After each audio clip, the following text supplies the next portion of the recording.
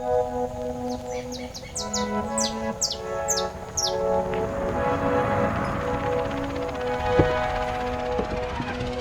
got a Tesla.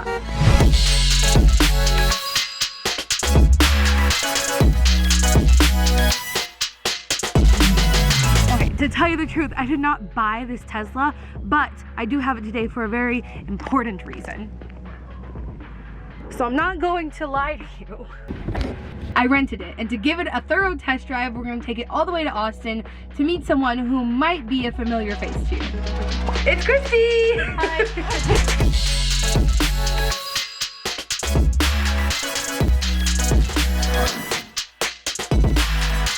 This video is not about me and Christy hanging out. I did not rent this Tesla so I could drive it down to Austin and see her while she's here. I actually rented this Tesla for one reason and one reason only, and I'm sure that many of you can guess what that is.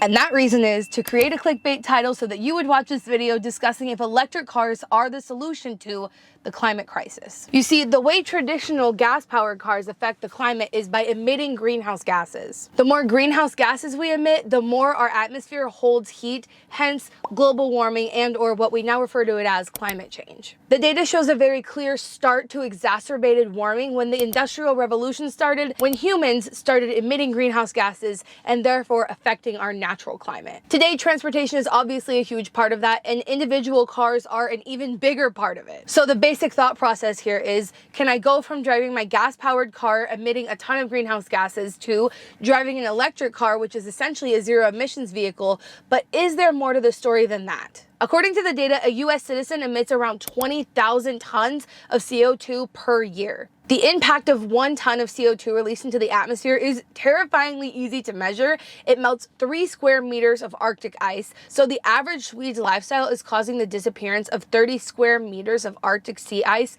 every single year. That's the size of 2.5 parking lots. So what can we do about it? Well, there's actually a lot we can do about it aside from just switching our cars, which is what we're going to get into deeper here in a little bit. But you can also stop eating red meat, you can turn off light switches in your home, and you can also offset your entire carbon footprint. Like I said, different actions that we personally take in our lives emit greenhouse gases, whether you're seeing them or you're not. Hence why I say that driving an electric car might help reduce your carbon footprint, as does giving up eating meat. But it is almost impossible to live in modern society without some sort of carbon footprint, and that's why I offset my entire carbon footprint and why I decided to partner up with Go Climate on this video to tell you how you can offset your entire carbon footprint as well. So the way this works is you click the link in the description, you go over to Go Climate, you calculate your carbon footprint. They're going to ask you about the things that I've already hinted at, like what you eat, what car you drive, what sort of transportation, what sort of electricity you use. Then they'll tell you what their estimate is of how much carbon you're emitting per year. And then with your subscription, you're supporting projects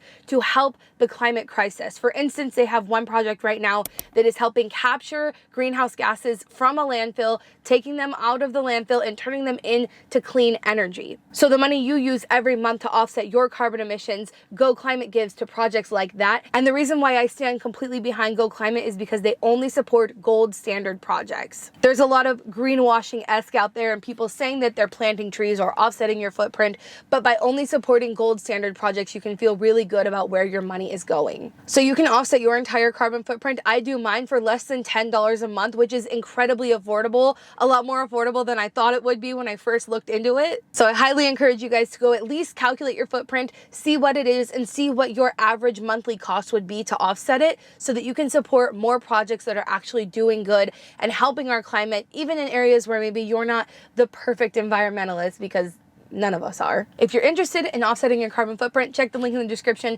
check out Go Climate, and also let's talk a little bit more about how electric cars can help the planet. But I don't think we have to film this entire video inside the Tesla just for the sake of doing it because I rented it, so we can head back inside. We have traveled from the car to my office and also to the future. So there is a lot of information, misinformation, myths, and all that sort of stuff out there about electric cars. So I want to break it down in a really simple video for you today. And obviously, I think this goes without saying, but I do think vehicles are not like the best thing for the planet, whether they are electric or gas powered. Obviously, it would be better if public transit and mass transit was more popular and something that more people could utilize.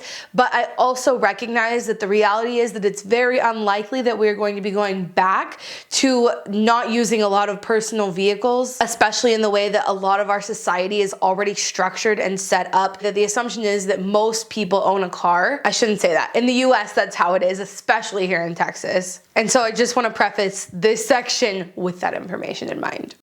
First off, myths. One of the biggest myths you might have heard about electric vehicles is that the batteries cannot be recycled. So the thought process that a lot of people say, just a blanket statement, it is, yeah, great, you have a battery-powered car or like a hybrid car, but as soon as you're done with it, those batteries are going to the landfill. Well, that's actually not true. So these batteries, once they run out, have been used to support the electrical grid. A battery may not have enough capacity to power a vehicle, but it still has plenty of capacity to help support the electric grid. And so that's where a lot of the batteries are actually going after they're removed from cars right now. After these batteries are removed from the vehicles, they can be reused for up to 10 years on the grid, and then most of those items from the battery can be reused and recycled. This means that governments can create policy that implements producer responsibility. So for example, in China, where about half of the world's electric vehicles are made and sold, they've implemented rules to make car makers responsible for expired batteries and to keep them out of landfills. The European Union has regulations as well, and the industries are expected to follow in the United States. Basically what that means is a lot of things around the globe were produced before we had a lot of knowledge of how to handle the waste or problems that they create. So for example, plastic, there are very little producer responsibility policies in place for people producing that plastic to be sure that there is something done with it at the end of its life cycle. Because electric vehicles are so new and we have so much knowledge to how they will impact the environment, people have been able to implement policies to make sure that those batteries, that the waste, that the environmental harm that comes from those can be taken care of, and the responsibility falls on the producer instead of you and me, which makes it much more likely to actually create a circular economy. Car battery, use it in the grid, recycle it, make it into a new car battery, and we create the circular economy that is essential for sustaining our economy as well as our environment. Another myth out there is that electric vehicles have the same carbon footprint as a regular gas-powered vehicle. The IVL Swedish Environmental Research Institute study is often cited here,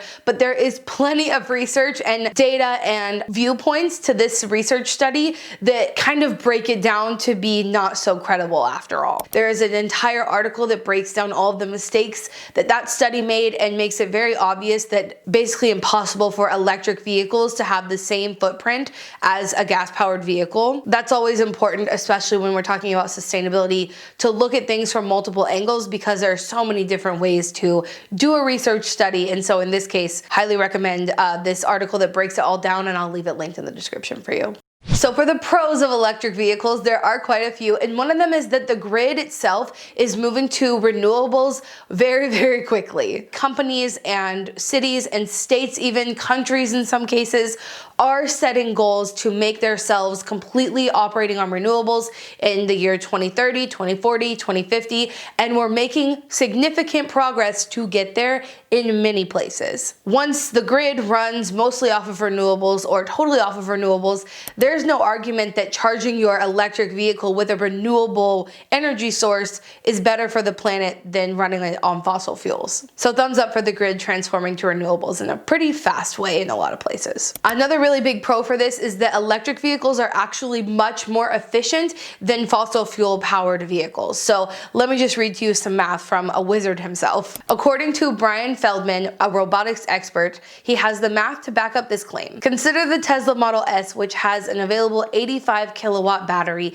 and a 265 mile range. And then consider a similar gas-powered car, which gets 35 miles to the gallon. Gasoline contains about 33 kilowatts of energy per gallon. The Tesla uses 320 watts per mile of energy. The gas-powered car uses 940 watts per mile of energy. And once the energy is on board, the Tesla is using only about a third as much energy as the comparable gas-powered car. So aside from electric vehicles being able to be powered from renewables, they're also much more efficient with the amount of energy that they have. They can go farther, or in other words, they can use less energy to go the same distance. And something else that's a big pro for electric vehicles is in many cases, charging is free. I charged the Tesla while I had it in multiple places with no cost. And where I did pay, it was literally like $2 for a full battery, which like they say is about 265 miles. So big thumbs up for that. Before we head into the next section, which are the cons, I just want you to know that looking at the overall footprint, using the background that I have, obviously going to school for this, being able to analyze data and looking at it from a full picture standpoint,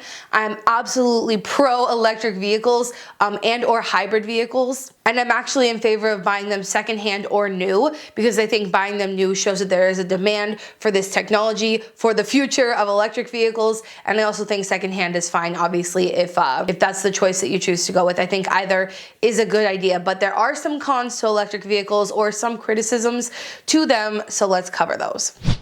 The biggest downside to electric vehicles is that the battery that they use to power the vehicle requires some metals that are mined in quite unsustainable and unethical ways. For instance, lithium is one of the most controversial, I guess you could say, materials that go into creating batteries for most electric vehicles. And lithium is mined in one of two ways. To produce lithium from ore, the ore is typically crushed, then chemicals and high temperatures are used to separate the lithium from the rest of the rock. But the more common way and where most lithium comes from is from a brine. So basically the brine comes from natural evaporation, and then they extract it or harvest it, I guess you could say, from the brines. So for brines, the biggest environmental concern, especially in Chile where most of this is found, is that the water will impact the local water supply in areas where they're more like deserts, and also some of the chemicals used for purification of those materials. I would just like to put my 2 cents in there. So I've basically spoken from facts for the most of this little section, but I do want you guys to know that I think it's interesting that these materials, all the ones we're going to talk about today,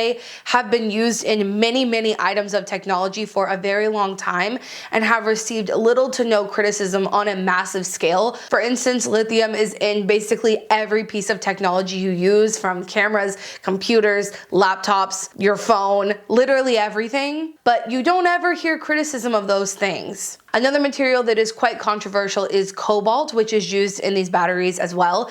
And the issue with cobalt, more so than environmental issues, has to do with forced labor and the issues surrounding that. Speaking up about people being mistreated in the cobalt industry is incredibly important, and I think that as we see more people buy electric vehicles, more people will come to realize this is the problem, and the more we can all work together and get huge corporations like Apple and Tesla behind this mission, speaking up against these issues will result in these companies making switches and basically using the power of the market in a very big way to shift sustainability and ethics in the marketplace. But the takeaway I want you to get from me talking about all of these minerals, materials, and metals and things, isn't it interesting that many vehicles, including gas-powered ones, take a lot of different materials and metals to be mined, but you never hear criticism on such a large scale about them as we have with electric vehicles as they've started to take a bigger part of the market. And this is not a conspiracy theory, that maybe this is because there's some sort of money and power behind the smear campaign of electric vehicles. And maybe that would have to do from the people who have the most to lose if electric vehicles become more popular. Yeah, it's been found that the Koch brothers themselves have been funneling millions of dollars every single year into these smear campaigns against electric vehicles because it helps their pocketbooks, obviously.